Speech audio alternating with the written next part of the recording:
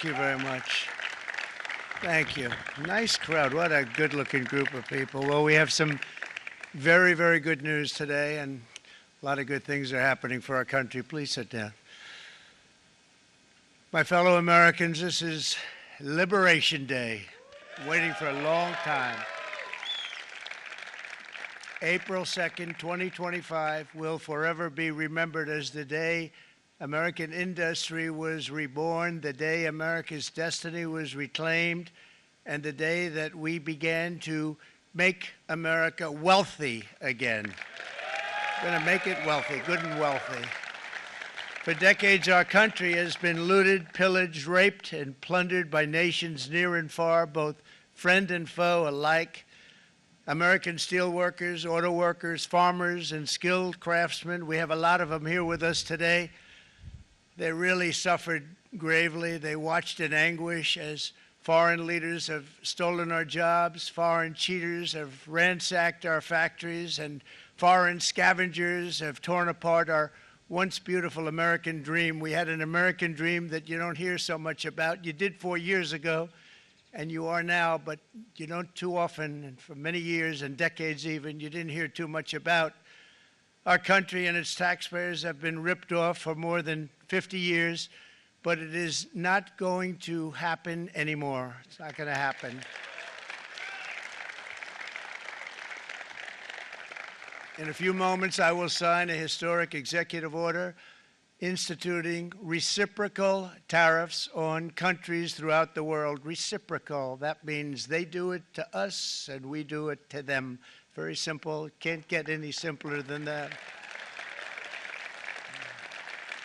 This is one of the most important days, in my opinion, in American history.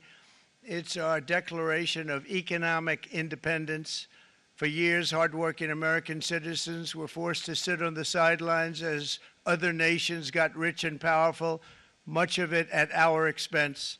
But now it's our turn to prosper, and in so doing, use trillions and trillions of dollars to reduce our taxes and pay down our national debt, and it'll all happen very quickly. With today's action, we are finally going to be able to make America great again, greater than ever before.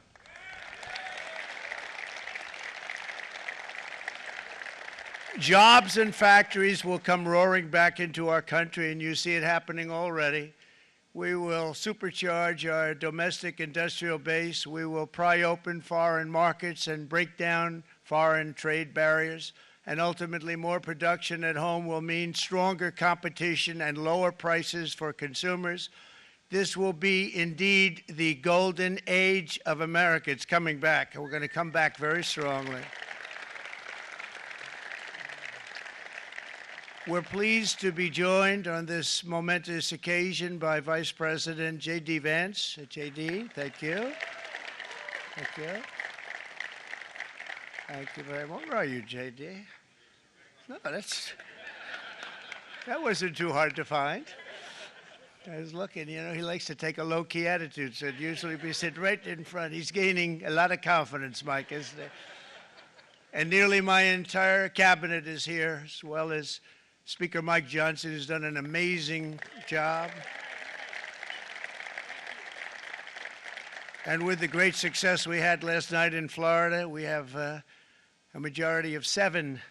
And 7's like a lot when we had it at 1, right? You've done a fantastic job. And many of the members of the House and Senate are with us. Senators, congressmen, thank you all for being with us. We appreciate it. For decades, the United States slashed our trade barriers on other countries, while those nations placed massive tariffs on our products and created outrageous non-monetary barriers to decimate our industries. And in many cases, the non-monetary barriers were worse than the monetary ones. They manipulated their currencies, subsidized their exports, stole our intellectual property, imposed exorbitant VAT taxes to disadvantage our products, adopted unfair rules and technical standards, and created filthy pollution havens. They were absolutely filthy, but they always came to us and they said, we're violating, we should pay for it. It's all detailed in a very big report by the U.S. Trade Representative on Foreign Trade Barriers, and I'll just hold it up for you. It's available, and you don't have to pay too much. As I understand it, you'll pay nothing. It's a lot of work for something, actually, because it's a special book. It's very, frankly, it's very upsetting when you read it, when you see what people have been doing to us for 30 years. This all happened with no response from the United States of America, none whatsoever. But those days are over. Let me offer just a few examples of the vicious attacks our workers have faced for so many years. The United States charges other countries only a 2.4 tariff on motorcycles. Meanwhile, Thailand and others are charging much higher prices, like 60%. India charges 70%. Vietnam charges 75%, and others are even higher than that. Likewise, until today, the United States has for decades charged a 2.5 tariff. Think of that, 2.5% on foreign-made automobiles. The European Union charges us more than 10% tariffs, and they have 20% VATs, much, much higher. India charges 70%, and perhaps worst of all are the non-monetary restrictions imposed by South Korea, Japan, and very many other nations. As a result of these colossal trade barriers, 81% of the cars in South Korea are made in South Korea. 94% of the cars in Japan are made in Japan. Toyota sells 1 million foreign-made automobiles into the United States, and General Motors sells almost none. Ford sells very little. None of our companies are allowed to go into other countries. And I say that, friend and foe, and in many cases, the friend is worse than the foe in terms of trade. But such horrendous imbalances have devastated our industrial base and put our national security at risk. I don't blame these other countries at all for this calamity. I blame former presidents and past leaders who weren't doing their job. They let it happen, and they let it happen to an extent that nobody can even believe. That's why, effective at midnight, we will impose a 25% tariff on all foreign-made automobiles.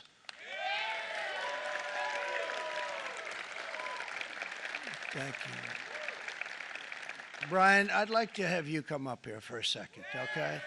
I just see him sitting. He's been a fan of ours, and he understands this business a lot better than the economists, a lot better than anybody. Brian, say a few words, please, would you? Thank you, Mr. Thank you. President. It's a great honor to have you. Thanks.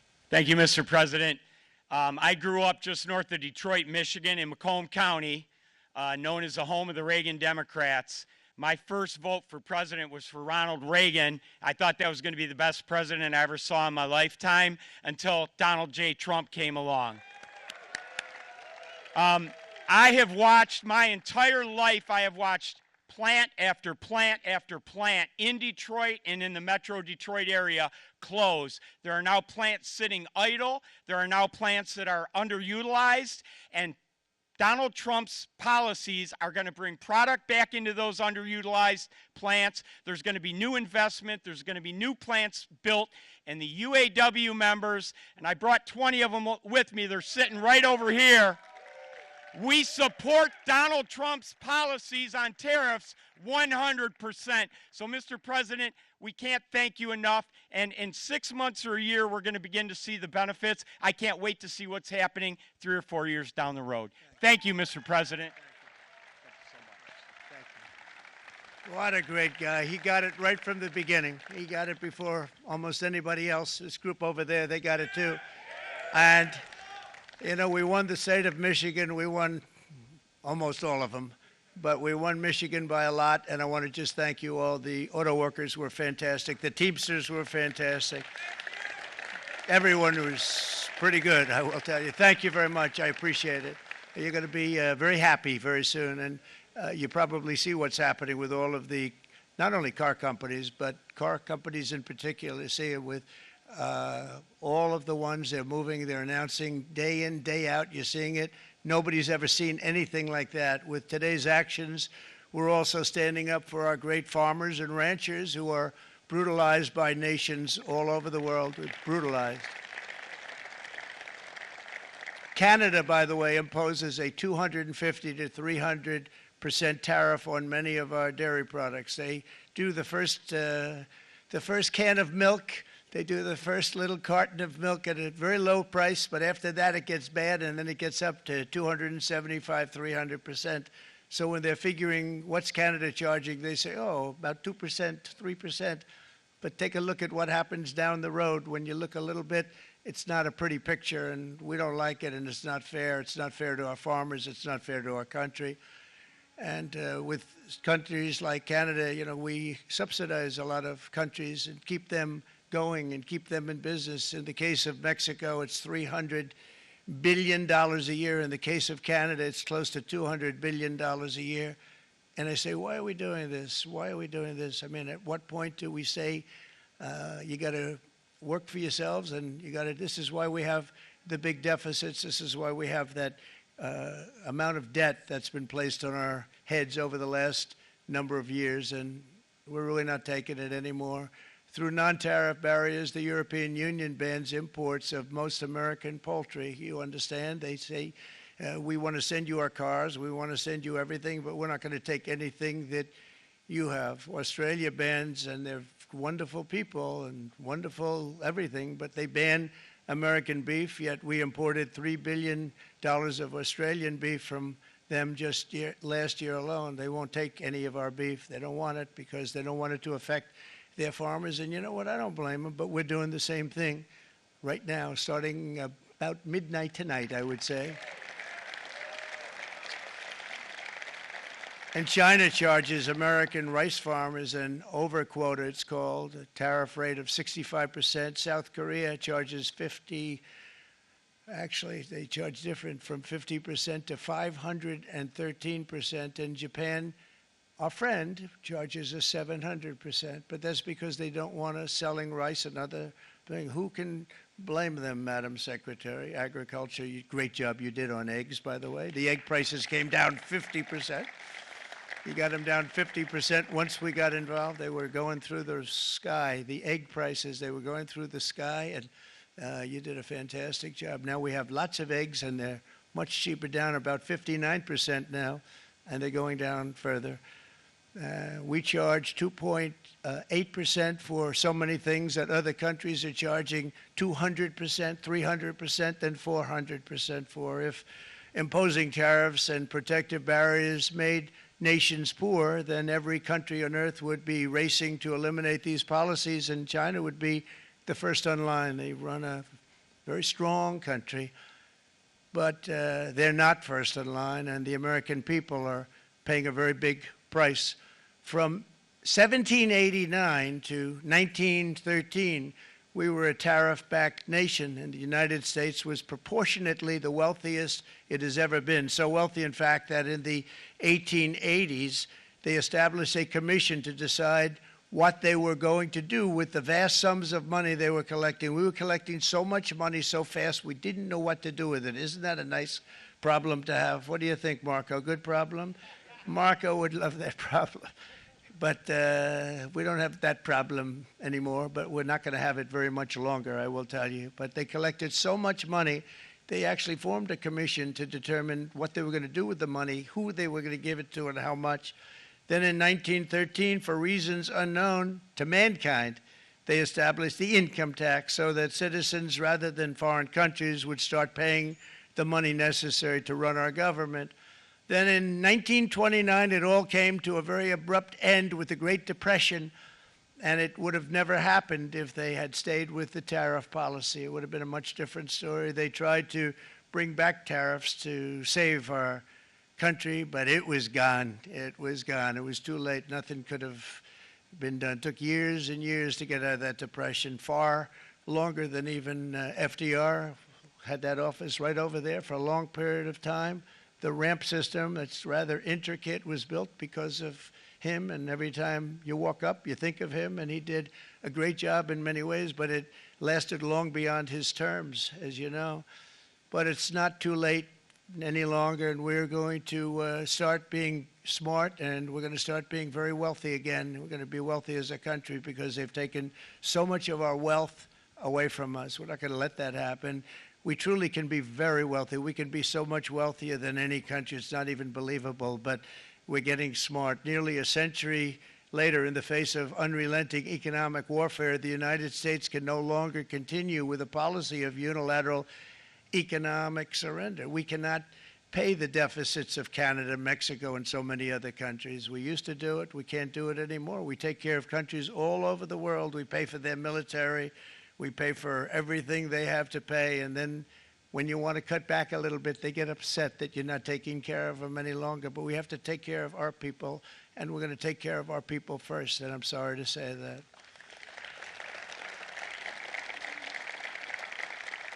And today we're standing up for the American worker, and we are finally putting America first.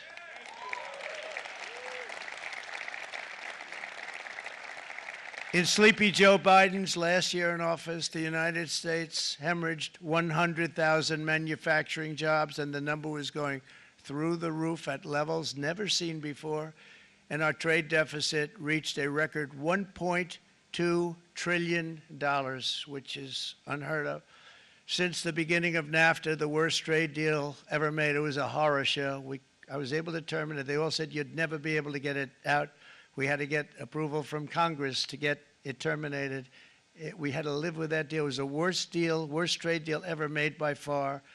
But since the very beginning of NAFTA, our country lost 90,000 factories. Think of what that is, 90,000.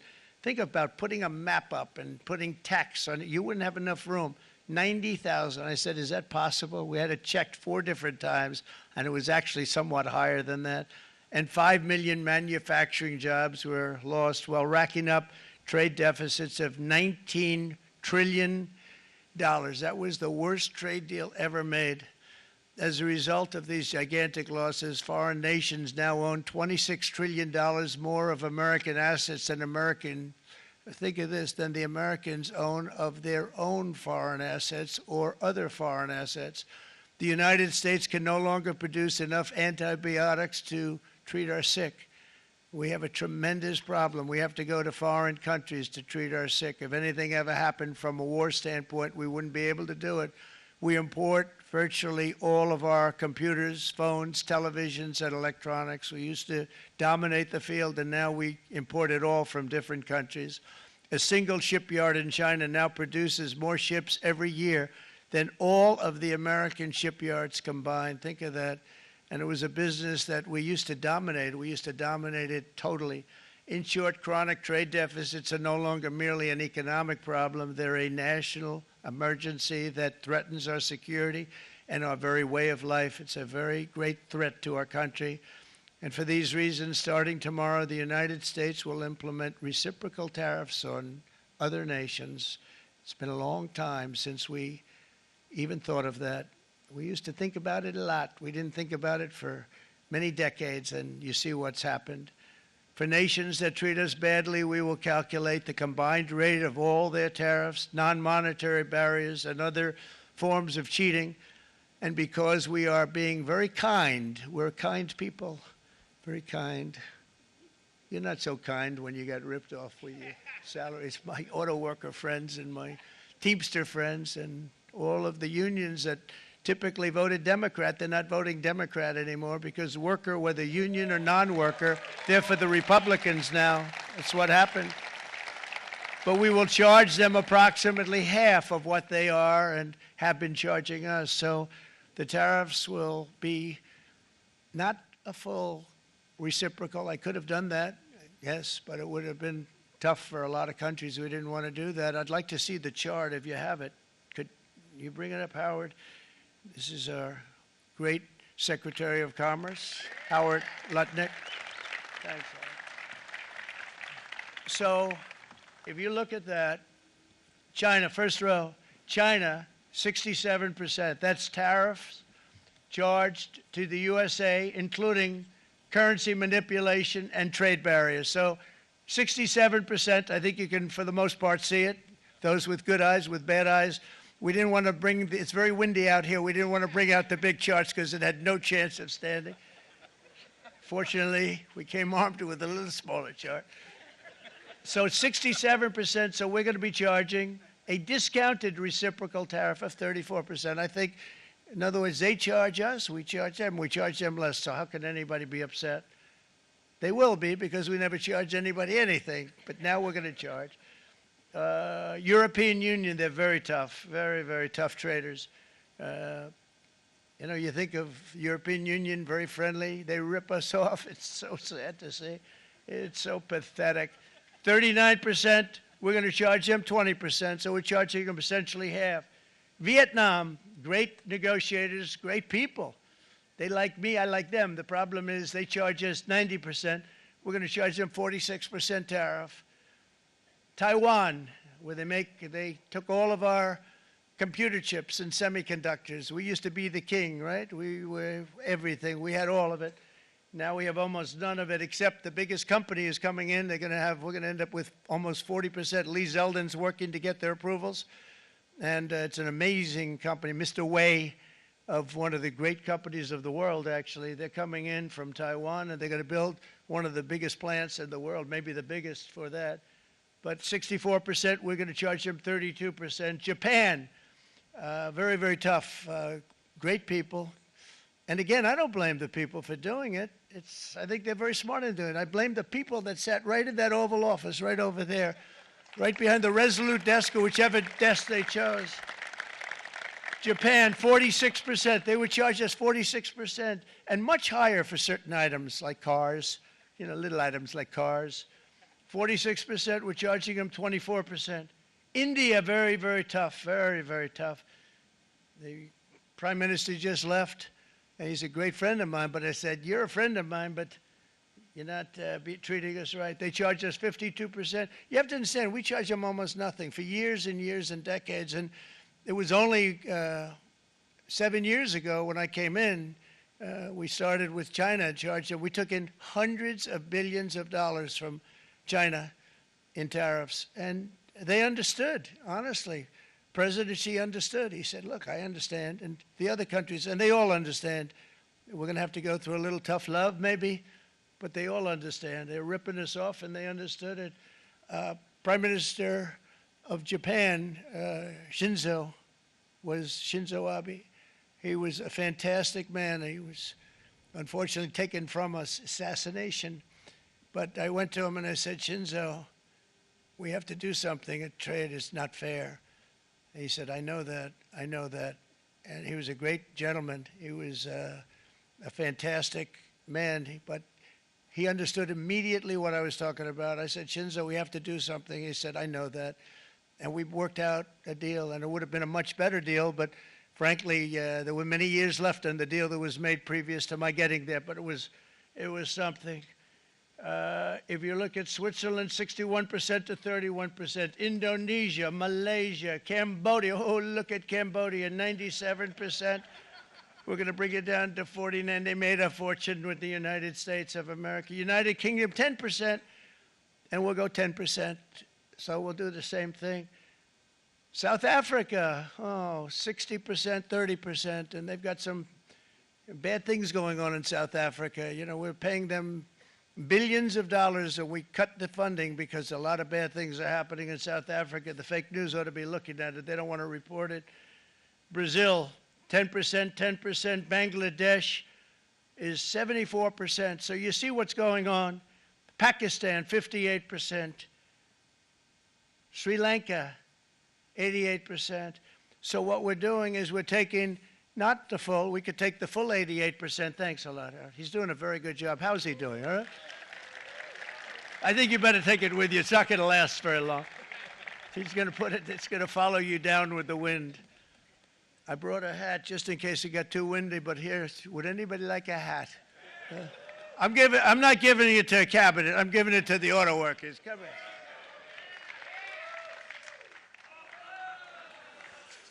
Thank you, fellas. Get it. That's it. That's it. They deserve it more than our cabinet. Our cabinet has plenty of hats. But you see the numbers. The numbers are so disproportionate. They're so unfair. At the same time, we will establish a minimum baseline tariff of 10%. You notice that on the chart. And that'll be on other countries to help rebuild our economy and to prevent cheating. So we're going to have a minimum of cheating, and we're going to be very severe on the people that at the gate that watch the tariffs and watch the product coming in, because there's been a lot of bad things happening at the gate because the money is so enormous that you're talking about. There's never been probably anything like it in terms of the enormity, and there are a lot of bad things happen at the people that do the check-in, and they're looking at 10-year jail sentences if they do play. We're going to treat them so good, but if they cheat, the repercussions are going to be extremely strong. Foreign nations will finally be asked to pay for the privilege of access to our market, the biggest market in the world. We're right now the biggest market in the world. We had a great country 4 years ago in terms of the economics. We were doubling up on China. We were doing so well. Nobody was going to catch us, but so much of it slipped away over the last 4 years under Biden. I campaigned on this policy throughout last year, and today that promise was made, and it was also a promise, as you know, that was kept. Promises made, promises kept. To any company that objects to our common sense reciprocal tariffs, again, reciprocal, back and forth, back and forth. And I call this kind reciprocal. This is not full reciprocal. This is kind reciprocal. But what we do is we cut it in half. We charge them. My answer is very simple if they complain. If you want your tariff rate to be zero, then you build your product right here in America, because there is no tariff if you build your plant, your product in America. And we've seen companies coming in like we've never seen before. Likewise to all of the foreign presidents, prime ministers, kings, queens, ambassadors, and everyone else who will soon be calling to ask for exemptions from these tariffs. I say, terminate your own tariffs, drop your barriers, don't manipulate your currencies. They manipulate their currencies like nobody can even believe, which is a bad, bad thing and very devastating to us. And start buying tens of billions of dollars of American goods. Tariffs give our country protection against those that would do us economic harm. And many people were looking to do us economic harm. Maybe not so obviously, but they were doing tremendous economic harm. But even more importantly, they will give us growth. These tariffs are going to give us growth like you haven't seen before, and it'll be something very special to watch. I am so looking forward, and Brian, it's going to happen even faster than you said. You know, you might say, but it's already started. It's already started. Work's already begun on plants all around the country, and you see that as before. These are big, rich companies. We have $61 billion started on a big plant going up. It's going to be announced over the next 2 days, and they already started work. Many of these the biggest companies in the world, they've committed to build, build, build. We're going to build, build, build, sir. And they came here to see me, and they wanted to know if they could have a press conference. I do as many as I can. I'm pretty busy trying to stop Russia and Ukraine and the Middle East. We got to stop that. We got to stop the Houthis, which we're making tremendous. They like shooting ships down and out of the water, sinking ships. They get a kick out of it, but they're not getting such a kick out of it now, are they, Mr. Secretary? They're not getting such a kick out of that now. But here are just a short list of some of the companies that have already announced and committed to investment. And this is a company that built its factories and its plants in China. Apple is going to spend $500 billion. They never spent money like that here. They're going to build their plants here. SoftBank, OpenAI, and Oracle, great companies, are investing $500 billion almost immediately. NVIDIA, a hot company, is investing hundreds of billions of dollars. They just announced. TSMC, the biggest, most important company in the world of chips from Taiwan, with no investment from us, is investing $200 billion. And they said the reason was, number one, the election of November 5th, and number two, the tariffs. They don't want to pay the tariffs, and the way they're not paying it is to build their plant here. So we're going to go from almost no percentage. We used to have 100% of the chip market. Now it's all in Taiwan. Almost all of it's in Taiwan, a couple of other countries, but mostly in Taiwan. And think of it, we had 100%. We lost it because of people in that office that didn't do their job. They allowed it to be stolen from us. Johnson & Johnson, great company, $55 billion. Eli Lilly, $27 billion. Meta is investing $500 billion. Wow. DeMac is investing $20 billion. CMA, CGM, $20 billion. And then you have Merck and Clarios, Stellantis, General Motors, GE Aerospace, Honda, Nissan, Hyundai are all putting in billions and billions of dollars, and they're committed 100%. So. And we've never had, and this is after 2.5 months. This is after just a short, this all took place as soon as we came out with what everybody wanted to do. You know, I watched a gentleman today on television, used to work with Lee Iacocca, a very respected automobile person, and he said, you know, because they were asking people, and they try and get as many negative people as they can, but they can't find them too much. It's pretty hard to find in terms of what we're doing, especially when they see all this investment.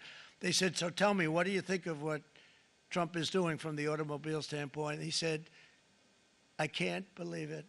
Somebody is finally, he's an older guy, real pro, really top guy, with Lee Iacocca. He said, I never thought I'd see the day when this would happen, where somebody had the courage to go and do what has to be done. This is transforming our nation. Our entire nation is going to be transformed, not only with the cars, but on every single other item that's built. We're going to become an industrial powerhouse. And he said that so beautifully today. In fact, I'm going to find out, I'm going to get a tape, and Bruce, I'm going to get that tape, and I'm going to send it to you out in Long Island, and you're going to play it for the people. And all your union workers and your non-union workers out there, you got a pretty even split. But we have, so far, it looks like we're going to have about $6 trillion of investments, and you wouldn't do that in years in this country over the last number of years. $6 trillion, and that's going to be much higher by the end of the year. And think of what $6 trillion is. You wouldn't have even a small percentage of that under this other system. We're going to be an entirely different country, and it's going to be fantastic for the workers. It's going to be fantastic for everyone. There will never have been a transformation of a country like the transformation that's already happening in the United States of America. It's an incredible thing to watch, and it's incredible to meet with the top people, people that you read about, very wealthy people, or people that are great managers and executives and presidents of big public companies, and to watch the enthusiasm they have now that they didn't have. They gave up on our country. They went to foreign countries and they built. Companies are pouring into our country at levels never seen before, with jobs and money to follow, and it's really beautiful. In the coming days, there will be complaints from the globalists and the outsourcers and special interests and the fake news. Always, the fake news will always complain. But never forget, every prediction our opponents made about trade for the last 30 years has been proven totally wrong. They were wrong about NAFTA. They were wrong about China. They were wrong about the Trans-Pacific Partnership, which would have been a disaster if I didn't terminate it. If I didn't terminate that, United Auto Workers, you would have had no jobs in this country. You would have had no jobs. It was all going to other countries. In my first term, they said tariffs would crash the economy. Instead, we built the greatest economy in the history of the world. And again, I have great respect for President Xi of China, great respect for China, but they were taking tremendous advantage of us, and I commend them for that. I say, hey, if you can get away with it, that's okay. But, you know, they understand exactly what's happening, and they probably, most of them are saying it's about time they did something, but and they're going to fight, and they're going to fight fair. Everyone's going to fight. You know, it's like, I say to the leaders, look, you got to take care of your country, but we have to start taking care of our country now. We can't do what we've been doing for the last 50 years. From the day of my election, the stock market went up in my first term 88%, with NASDAQ going up 155%, more than any president has ever had in any term in office, by far. And I think we're going to blow that away. And maybe the numbers won't show, but I think they're going to show much better than even those numbers. But what you're going to see is you're going to see activity, that empty, dead sites, factories that are falling down, those factories will be knocked down, and they're going to have brand new factories built in their place. They're not only talking about renovating, they're talking about brand new, the best anywhere in the world, the biggest anywhere in the world. I have a friend who builds car plants, and I said, I want to see the biggest and the best. He said, well, we have to go to Mexico. I said, no, I want to see it in the United States. He said, we're not building them in there. This is a year and a half ago during the campaign. He said, we're not building it. You'd have to go to Mexico. When I was starting to decide to run, and I went to number one in the polls very rapidly, I want to say, like let's say in the first hour, and then shortly thereafter, it looked like I was going to win, and the fake news was saying, "Oh no, don't do this." What they don't know is if I didn't win, they would have really been in trouble, because nobody wants to read them anyway. But I tell you what, when it looked like I was going to win, I announced that I was going to be doing exactly what we're talking about today. Great consistency, actually, because I've been talking about it for 40 years, but because I saw what was happening 40 years ago. If you look at my old speeches when I was young, very handsome, my old speeches, and that people would say I'd be on a television show, I'd be talking about how we were being ripped off by these countries. I mean, nothing changes very much. The only thing that changed were the countries, but nothing really changes. But it's why it's such an honor. It's such an honor to be finally able to do this.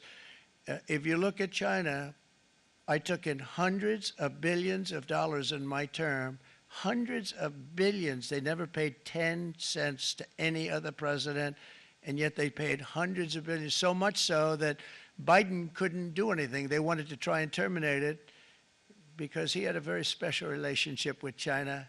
You know what the relationship was? He had a special relationship. But the numbers were so big, that they couldn't do it.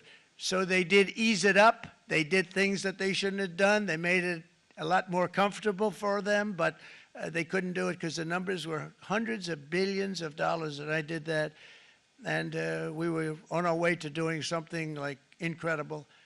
And then we had a very bad election happen, a lot of bad things happened. So when I said we got to do it again, I said we have to make it too big to rig, and we made it too big to rig, and we won in records, and it was a monumental win.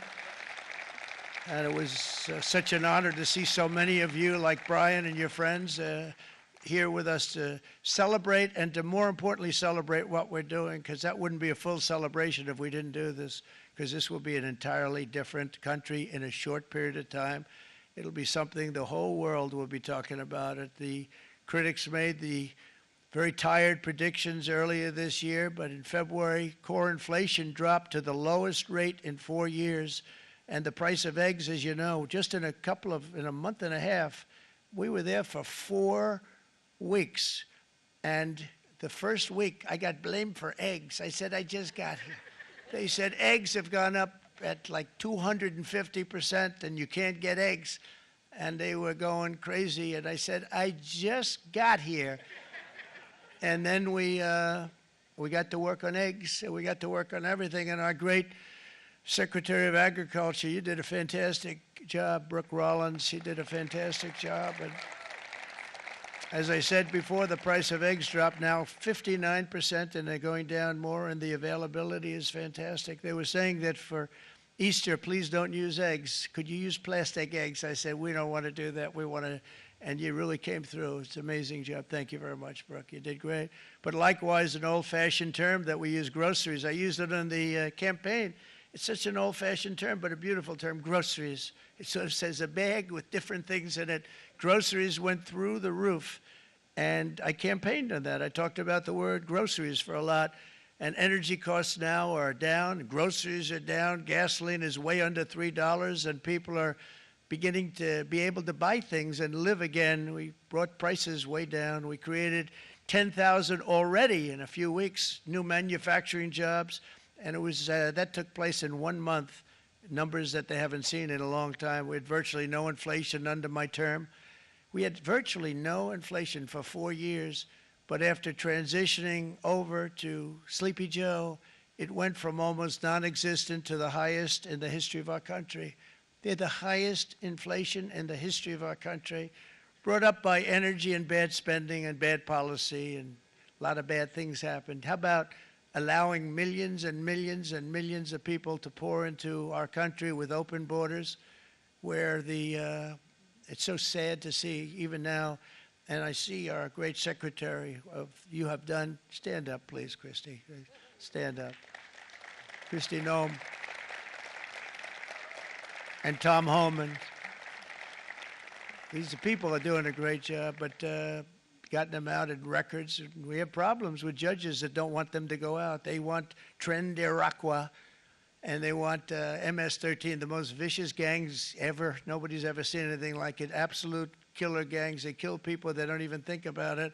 And we put them out, and we have judges now, radical left judges that they don't want them to go out. They want them to even be brought back. Let's bring them back. You've done a fantastic job, and please thank everybody. Homeland Security, thank everybody. Appreciate it.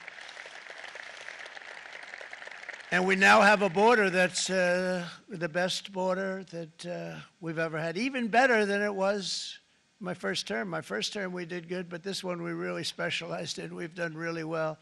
And we had records then. We had the best, safest border. 4 years ago, we had the best border there ever was. And now we have, you've actually matched it and done even better. And we're going to get it down the right way. And we want people, by the way, to come into our country, but we want to come in through a legal process. We want them to come in legally. We need more people. We need people to run these plants and to help the auto workers and the Teamsters and the non-union people and everybody else. But we need people and the farmers. And we're going to let people come in, but they want to come in. We want them to come in legally. They have to have the capability of loving our country, not people that hate our country. We don't want them in our country. And now we're going to pass the largest tax cuts in American history, and that's where we're relying on Mike and John Thune. And we will not cut Social Security, Medicare, or Medicaid benefits, and the Democrats will, because if they got in, the entire economy would collapse. This country was heading for a collapse under the people that you saw. They were horrible. I think one of the reasons people like the job, I have my highest approval ratings because I think they're comparing me to the worst administration in the history of our country, so I appreciate that at least. But Speaker of the House Mike Johnson and Senate Majority Leader, appreciate it, Mike. John Thune have been fantastic, by the way. But they've been working tirelessly on taking the next step to pass the plan for our one big, beautiful bill. I'd like to name it that if you can. One big, I made that statement about 6 months ago, and everybody calls it one big, beautiful bill. And it will be that. It'll have everything, the big tax cuts and every incentive there is. And it'll be fantastic. And by the way, for the cars, we're asking for an interest deduction on a loan. So if you build the car, only in America we do it, Brian. If the car's not built in America, you don't get the interest rate deduction. But if you build the car in America, if you buy a car, if it's built in America, then you get an interest rate deduction, tax deduction, and that's a big thing. It's going to be a big thing. I think that's going to pay for itself very quickly, that deduction. Never happened. We've never had anything like that before. Somebody said, where do you get the idea? Because it's so basic. You would think that would have happened a long time ago. It never did, and I'm very happy it didn't, because now I can say that was my idea. But we're going to get us closer to the debt extension. We have to get the debt extension passed, and I know you're going to be able to do that, Mike, and it's very important that you do that. And all of the other things that the Senate budget plan gives us, along with working, because I know they're working together, John and Mike, and the two bills are going very well together. We need to get our shared priorities done, including certain permanent tax cuts. We want the tax cuts to be permanent, spending cuts, energy and historic investments in defense, border, and so much more. We're covering everything. These will be phenomenal. There'll be no bill like this going to straighten. One bill is going to straighten out our country for many, many years to come. And we said, let's just do it and let's get it done. And some guys will love it and some guys will like it a little bit less because they're not getting what they were exactly looking for, but they're getting a lot. They'll never, if we get this done, it'll be the most incredible bill ever passed in the history of our Congress and Senate and congressmen, the senators and the congressmen, many of whom are here today, will be very proud of themselves. I really believe that. It's going to set us on a whole new prosperous path. we're going to cut spending and right-size the budget back to where it should be. We're going to do that very strongly. Thank you, Rick. Thank you. John, thank you. Oh, look at all of our senators over there. Oh, boy, that's a nice group of people. But I won't like them so much if they don't get this bill done. That's a great group, and Congressman, thank you very much. I appreciate it. Tremendous people. The Senate plan has my complete and total support, and the House plan likewise is very similar. They're moving along pretty much at the same clip, and as soon as you're ready, you'll show it to me, and I'm sure it'll have my support, Mike. Every Republican congressman and senator must unify. We have to unify. We can't be separated. We have to get it done. We have to get absolutely everything we can, and we have to take care of the American people. That's the only thing that matters. We have to take care of the American people first. We need to pass this bill immediately, get it done, including debt extension. From this day on, we're not going to let anyone tell us that American workers and families cannot have the future that they deserve. We're going to produce the cars and ships, chips, airplanes, minerals, and medicines that we need right here in America. The pharmaceutical companies are going to become roaring back. They're coming roaring back. They're all coming back to our country, because if they don't, they got a big tax to pay. And if they do, I'll be very happy, and you're going to be very happy, and you're going to be very safe. We're going to build our future with American hands, with American heart, American steel, and we're going to build it with American pride like we used to. We're approaching our 100th day as president, and have been given credit by a lot of people, actually, even some of the fake news. Can you believe it? Which in this case hopefully isn't fake, for having done more in that time than any other administration in the history of our country in the first 100 days. I think we've had an amazing, in terms of what we've done, what we've gotten accomplished. I'd like to see if we can get that war ended and another war from not starting in the Middle East. We have to get Russia. They're losing 2,000 on average, 2,500 people a day, young people, soldiers, Russian. Think of that. 2,500 through some days, but on average, probably over about a 1 week period, it's 2,712, they say. They're losing those soldiers. They're dying. They're being decimated. And they're not from our country, but they're from other countries, but they're human beings. They're from Russia. They're from Ukraine in this period, most of them.